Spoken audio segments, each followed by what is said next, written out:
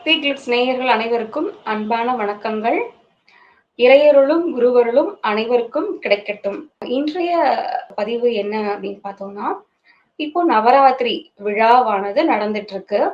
நவராத்திரி 9 நாட்கள். சிவனுக்கு ஒரு ராத்திரி, அம்பிகைக்கு நவராத்திரி. இப்போ 9 நாட்கள் இந்த நவராத்திரி பண்டிகையோட இறுதி நாளான சரஸ்வதி பூஜை, ஆயுத பூஜை. 10வது நாள் விஜயதசமி நம்ம சொல்லலாம். ஆனா இந்த பண்டிகை சிறப்படைகிறது அந்த கடைசி அந்த சரஸ்வதி பூஜை, ஆயுத பூஜை நம்ம கொண்டாடும் போதுதான். சரஸ்வதி பூஜை, ஆயுத பூஜை காலம் காலமா நம்ம கொண்டாடிட்டு வர்ற ஒரு நிகழ்வு தான். இப்ப சரஸ்வதி பூஜை அப்படிங்கும் போது கலைமகள், நம்மளோட அறிவு, திறமை, நம்மளோட ஆற்றல், நம்ம இந்த உலகத்துல வாழ தேவையான கல்வி செல்வம், அவங்க கல்வி செல்வத்தை வழங்கக்கூடிய கலைமகளுக்கு உண்டான ஒரு நாள் அப்படின்னு சொல்லலாம். பொதுவாவே நவராத்திரி பண்டிகை 9 நாளுமே தேவியருக்கான பண்டிகை தான். அதுல எந்த மாற்றமும் இல்லை. சக்தி வழிபாடு அப்படிங்கிறது ஒரு உச்சகட்டம் அடையிற நாட்கள் தான். இப்போ காலம் காலமா பாரம்பரியமா இந்த சரஸ்வதி பூஜை, ஆயுத பூஜையை நம்ம கொண்டாடி இருக்கோம். எப்படின்னா எல்லாருக்குமே தெரிஞ்சது, சரஸ்வதி தேவியோட படத்தை வைப்போம்.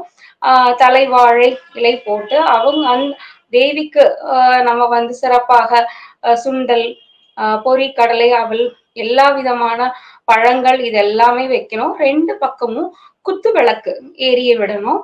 அதுக்கப்புறம் தீபம், தூபம் எல்லாமே நம்ம ரெடி பண்ணி வச்சுக்கணும். இந்த வருடம் அக்டோபர் மாதம் 11ஆம் தேதி வெள்ளிக்கிழமை சரஸ்வதி பூஜை கொண்டாடப்படுது. இப்போ அன்றைக்கு நம்ம பகல்லையும் வழிபடலாம். அப்படி இல்லை அப்படின்னா மாலை வேளை, ஏன்னா இது நவராத்திரி பண்டிகை அப்படிங்கிறதுனால நம்ம மாலை வேளையில கொண்டாடுறது அப்படிங்கிறது ரொம்ப சிறப்பான விஷயம்.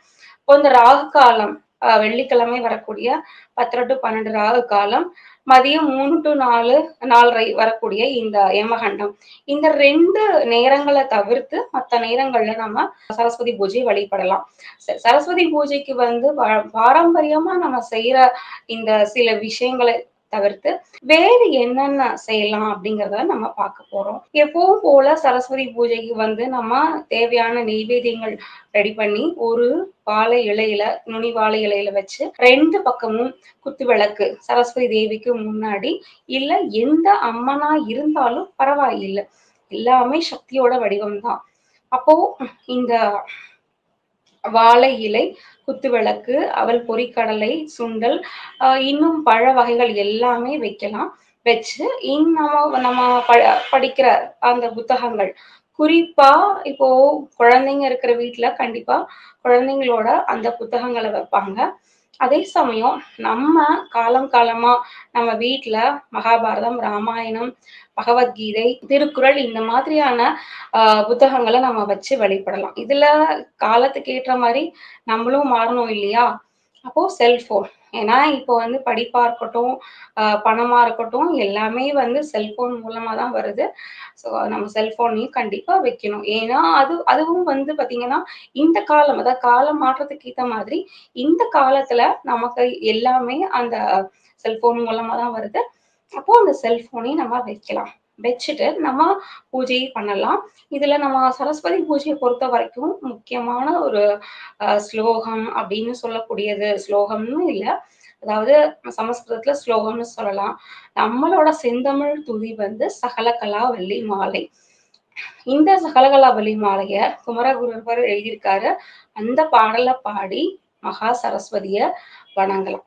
சரி, இது எப்பவும் நம்ம செய்யற விஷயம்தான். அடுத்து என்ன விஷயங்கள் சிறப்பா செய்யலாம் அப்படின்னா, முதல் விஷயம், நம்ம வீட்டு பக்கத்துலயோ இல்ல எங்கேயா இருந்தாலும் சரி, வசதி இல்லாத ஏழை குழந்தைகளுக்கு நோட்டு, புத்தகம், பேனா, இல்ல அவங்களுக்கு தேவையான படிப்புக்கு தேவையான எந்த ஒரு விஷயமா இருந்தாலும் வாங்கி கொடுக்கலாம். இது சரஸ்வதி தேவியோட கடாட்சத்தை நமக்கு முழுமையா தரக்கூடிய ஒரு விஷயம். அடுத்து பாத்தீங்கன்னா, வயசுல பெரியவங்க, நம்ம வீட்டுல இருந்தாலும் சரி, வெளியில இருந்தாலும் சரி, எங்க இருந்தாலும் சரி, அவங்களுக்கு அவங்க படிக்கக்கூடிய இந்த மாதிரி பகவத்கீதை, ராமாயணம், மகாபாரதம் இந்த மாதிரியான நூல்களை வாங்கி கொடுக்கறது அப்படிங்கிறது ரொம்ப சிறப்பான ஒரு விஷயமா இருக்கும். அடுத்து வந்து பாத்தீங்கன்னா, இப்போ இந்த பூஜையில வச்சிருக்க இந்த புத்தகங்கள நம்ம அடுத்த நாள் எடுத்து படிக்கிறோம். அதுல நம்ம படிக்காத விஷயங்கள் இருக்கும் இல்லையா?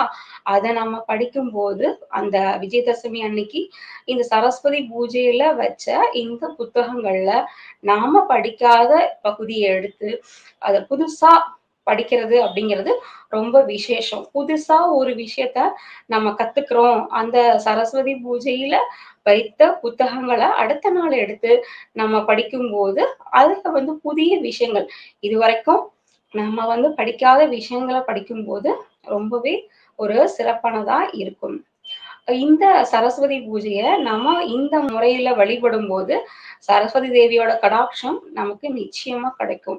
இல்லாதவங்களுக்கு உதவுறது தான் எந்த ஒரு பண்டிகை, ஹோமம் இல்ல வழிபாடோட ஒரு உச்சகட்டம் அப்படின்னு சொல்லலாம். அப்போ நம்மால முடிஞ்ச உதவிய மாணவர்களுக்கு செய்யும்போது, அது வந்து நிச்சயமா வந்து அந்த பூஜைய நமக்கு வெற்றிகரமா ஆக்கி கொடுக்கும் அப்படிங்கிறதுல எந்த சந்தேகமும் இல்லை. இனிய சரஸ்வதி பூஜை, ஆயுத பூஜை நல்வாழ்த்துக்கள். நன்றி.